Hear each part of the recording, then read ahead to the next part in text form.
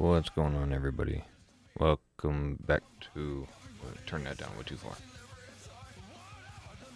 Welcome back to another Stenosis SlogCast, episode 7. Thank you for being here and checking in on it. I appreciate everybody who's said that these SlogCasts mean a lot to them. Everybody who leaves comments and the shares that I see. That's all really, really cool. It makes me feel good about what I'm doing and shows me that I'm not just throwing it out there into the nebula of the abyss. Turn that down just a little bit more. If you watch my video that I put up about my dual miking setup, I go in to talk about the connection that my mixer has to my computer. I use my mixer, it's a Persona Studio Live Series 3 mixer. It's not the Studio Live that a lot of people know of. It just came out recently, and I use the mixer as an interface, which, I mean, it's been done before. There are other digital mixers out there, and that's kind of been of a learning curve, if you will, going from an analog mixer to a digital mixer. I've had to learn quite a number of new things that I didn't really take into account before. Like having different layers of faders, that threw me for a loop for a while, but no, it's the Studio Live Series 3 and it's 16 channel, and it's my audio interface for my computer now. And it's really nice because each channel can be set as an input.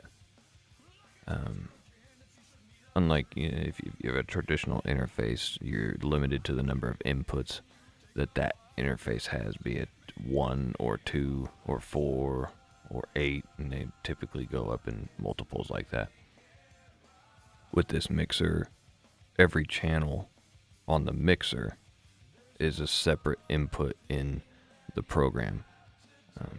And being that it's a 16 channel mixer, it has 16 physical inputs, but being a digital mixer, one thing that's really cool about it is it has on another layer, if you hit the little arrow button, it goes over, and then the first, 1 through 16, it has 16 faders. Actually, it has 17, because it has a master fader, which I also appreciate each channel having its own fader. I hate mixers that, like a 16 channel mixer and it has 12 faders.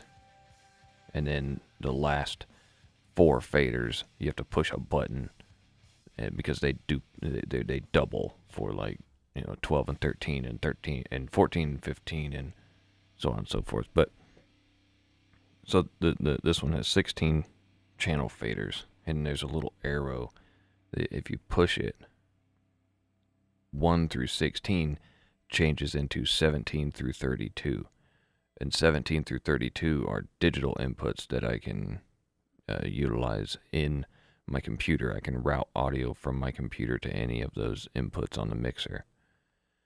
So it's really nice, and I'm working on that setup, and I showed it in that video that I put on YouTube, and go check it out, and I might explain it better in that video, I'm not sure. Whenever I get to explaining something, I either feel like I don't explain it well enough, or I ramble on, and then it becomes, talked into oblivion, so I'll leave that there with you.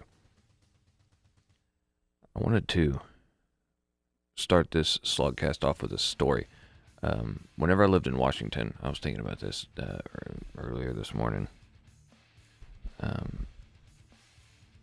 Whenever I lived in Washington, I went to the dentist.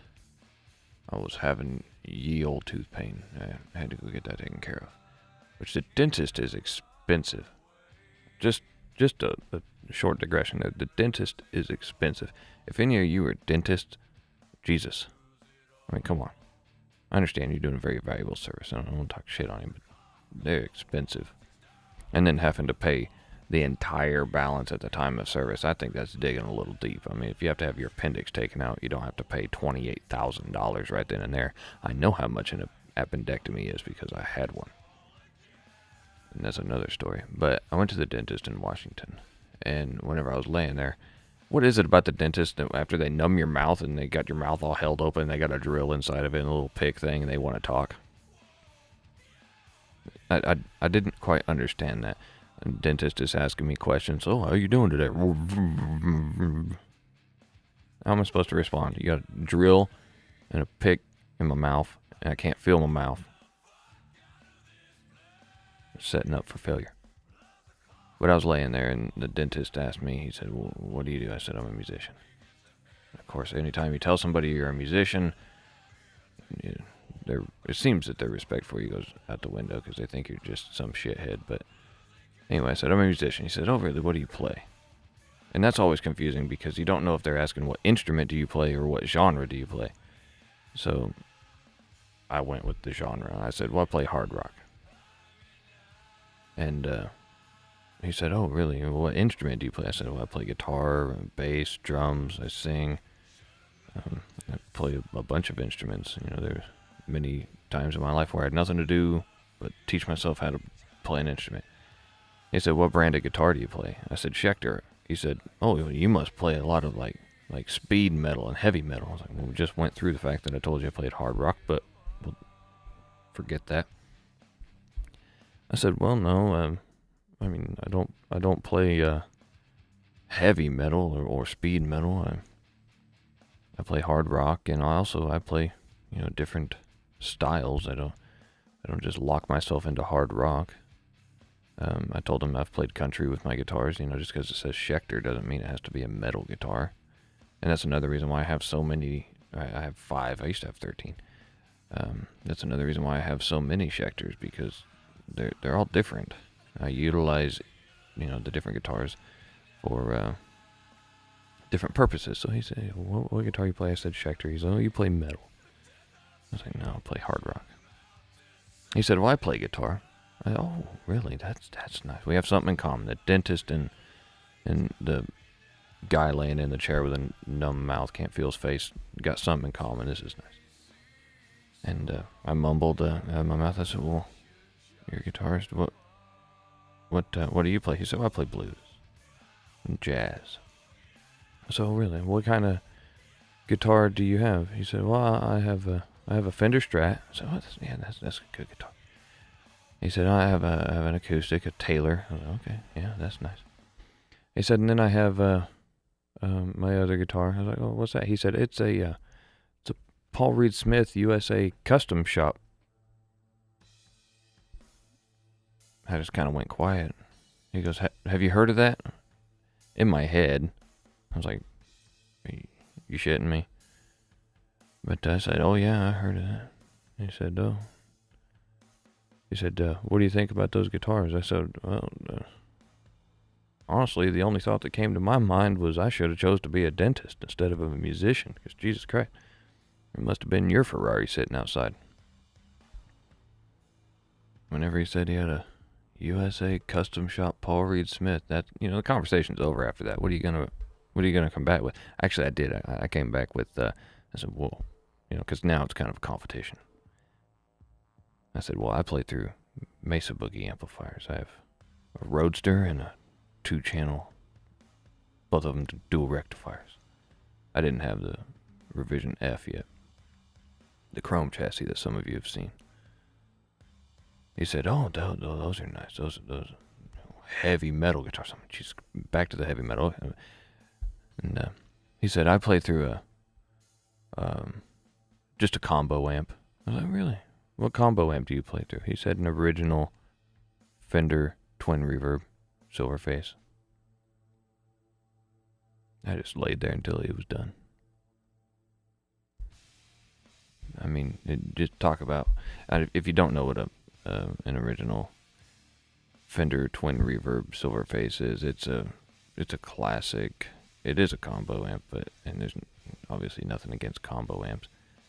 It's very expensive amp, and it's just one of those vintage amps that, especially if you play blues, it's kind of one of those amps that you want to get your hands on, one of the holy grails of amplifiers.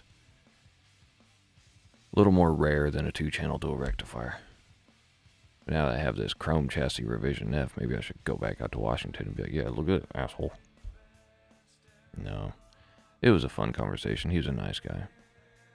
I still don't like the dentist, though. Another topic that I've been thinking about was I would like to use different music in these SlogCasts. Like I would like to play some Disturbed songs or what have you. And part of me has always wanted to work at a radio station. That would just be fun. Just sit there and talk into a microphone and play music all day for folks.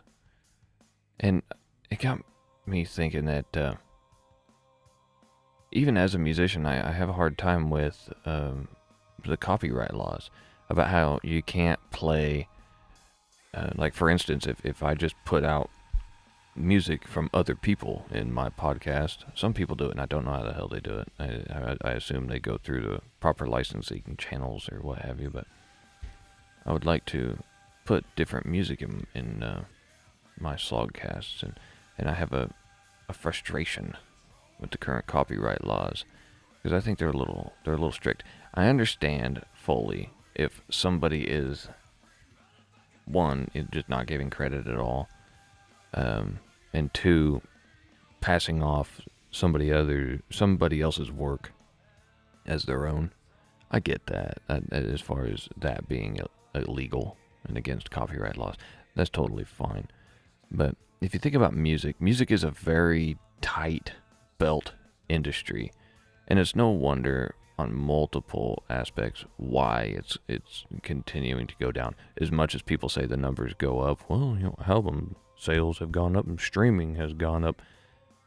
Like, okay, companies in the music industry might be profiting, but it's going down for musicians. Ask any musician, and I highly doubt you'll find the majority of them say that the music industry is better for them now financially than it was in the past. But with the copyright laws, the music industry, like I said, it's a tight belt organization where things are held too close to the chest. I mean, if you buy somebody's album, say you buy Disturbed's album, you bring it home and you put it on your computer and you're like, yeah, this is awesome, and you want to put it in your YouTube video, and even, if you don't monetize it, and your videos, if you're not a shithead, it can still get taken down. It's still against copyright law legally. Or if you want to put it in a podcast, unless you do the fair use, which a lot of people think if you just post the fair use in your description, then that's good enough. That's not. If you're doing like an analysis of the song, or you're using it for educational purposes, showing somebody, well, this is how they did this part, and this, the aspects of the song to help people learn, like songwriting and whatnot, you can do that. That qualifies under fair use. But as far as just having it in the background and then saying, that was this song, can't really do that. But if you buy somebody's album, it confuses me why you cannot do that. Because music, thinking about it right off the top of my head, is the only art that is like that. If you go and you buy a painting and you hang it in your house, that's not illegal. Of course, if you listen to music in your house, that's not illegal either. But if you buy a painting and you hang it at your business, that's not illegal.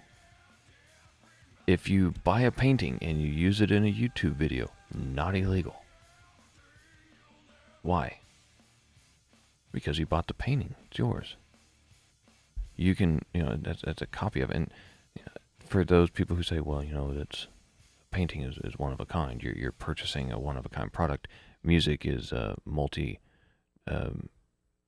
whatever the hell they call it, where you can just recreate it because it's all a digital file. Okay.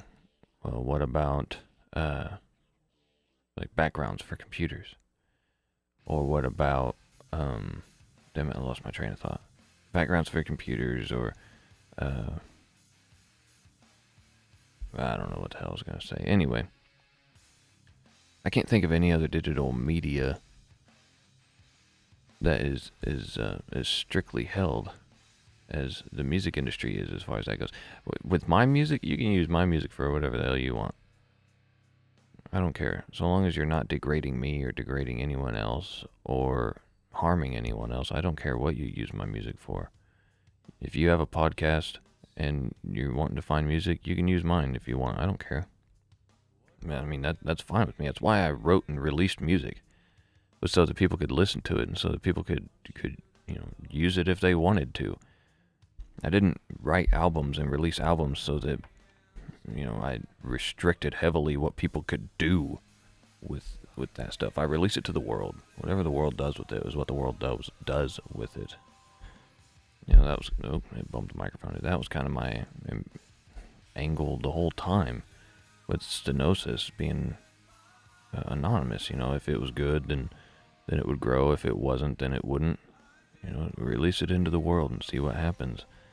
So yeah, if you want to use my music for something, that's fine. If you use it in a YouTube video, just ask that you give me credit. Be considerate in that aspect.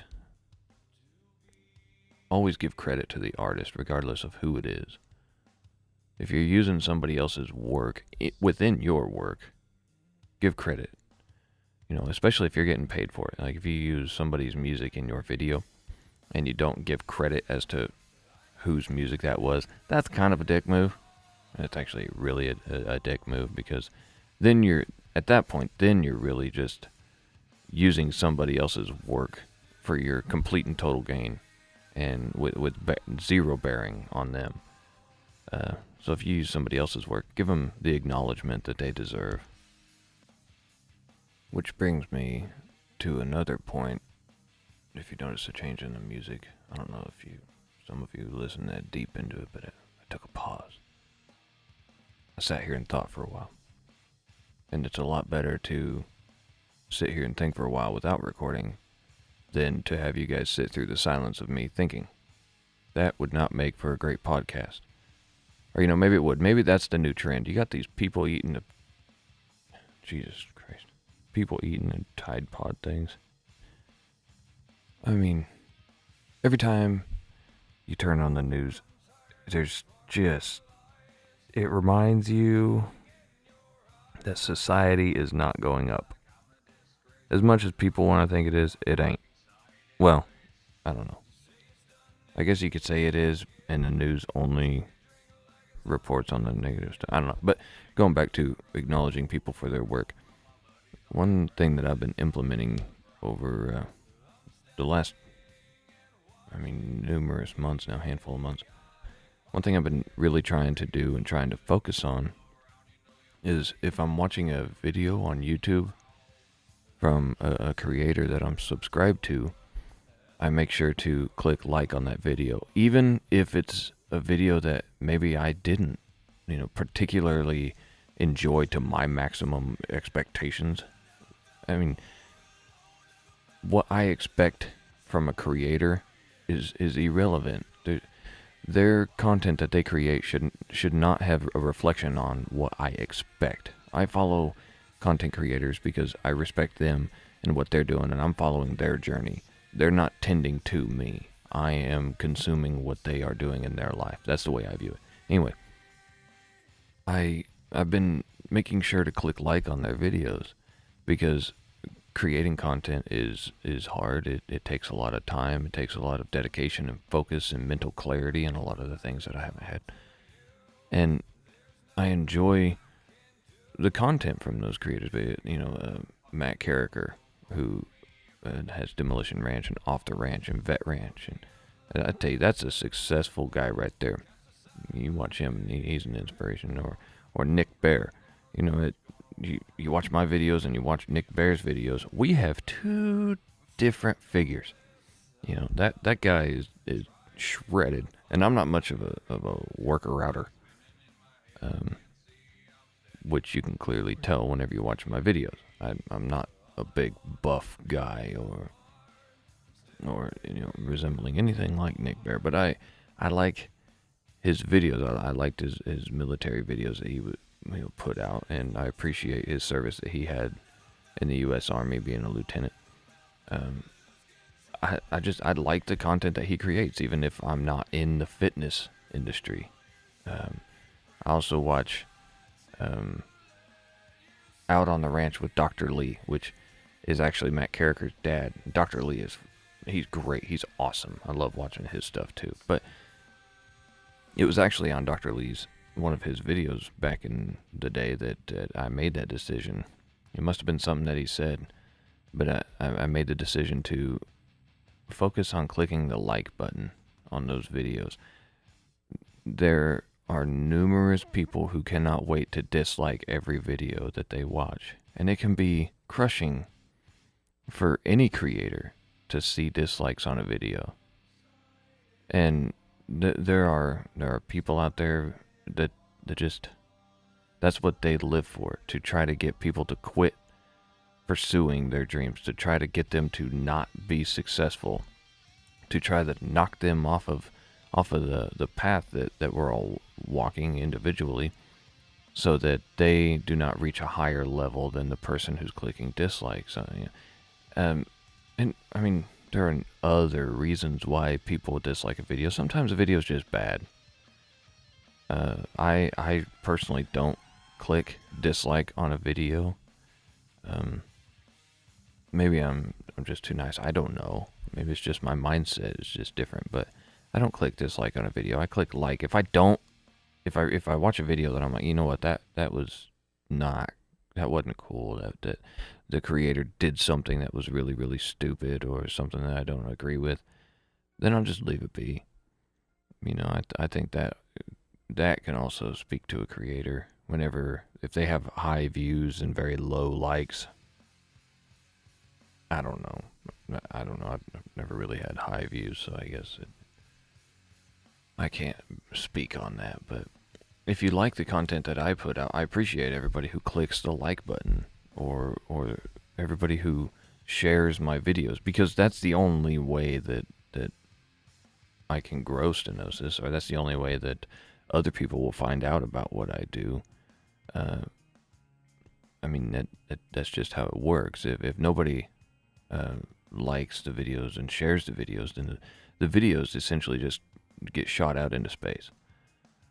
I mean, people can discover your content, and the content can go up in views, but then after a person's viewing it, if they don't share it, or they don't make it a point to bring that video to their peers, then that video, and in turn that content, and even further that creator, eventually just slips off into the abyss.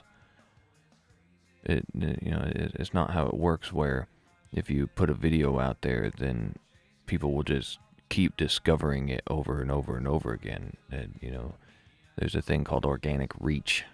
Of course, if you pay hundreds or thousands of dollars, I mean, your content will grow for a little bit until that money runs out.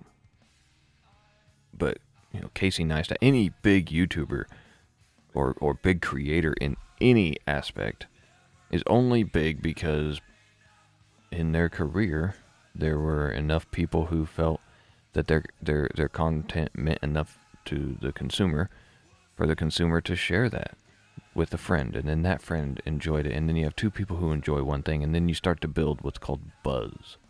And that doesn't necessarily mean hype where you're going to be on the news. Humans have this thing, whenever one human sees another human enjoying something, the first human will look at what that person is consuming with eyes that they're going to enjoy it also. So if somebody shares a video, it shows you, hey, I like this video. So then somebody says, well, if you like it, then I might like it. That's the initial reaction. The initial reaction, if your friend shares something, isn't, oh, you like that? I'll probably hate it. That's not it goes against each other. So if you share my videos, I greatly appreciate it. If you share my music, I greatly appreciate it. And if you don't buy my albums or buy merchandise, that's fine. I understand that not everybody has the money to buy that stuff, and money is a lot more importantly put in other places in many times. So I do understand with people who don't buy my music or buy my merchandise. But I appreciate it if you click the like button and share it. That makes me feel good. And it helps me continue to do what I'm doing. I appreciate you being here today. Like I said, this is the Stenosis SlogCast, episode 7. You can listen to all the SlogCasts at iTunes and Google Play and Stitcher and on stenosismusic.net. I mentioned in a previous SlogCast about merchandise on Amazon. Now that I have, there's only one design. I need to create more. I want to create good designs that I like, that hopefully you guys like too. Thanks a lot for being here. Please click like on this one if you've made it this far. And I'll see you next time.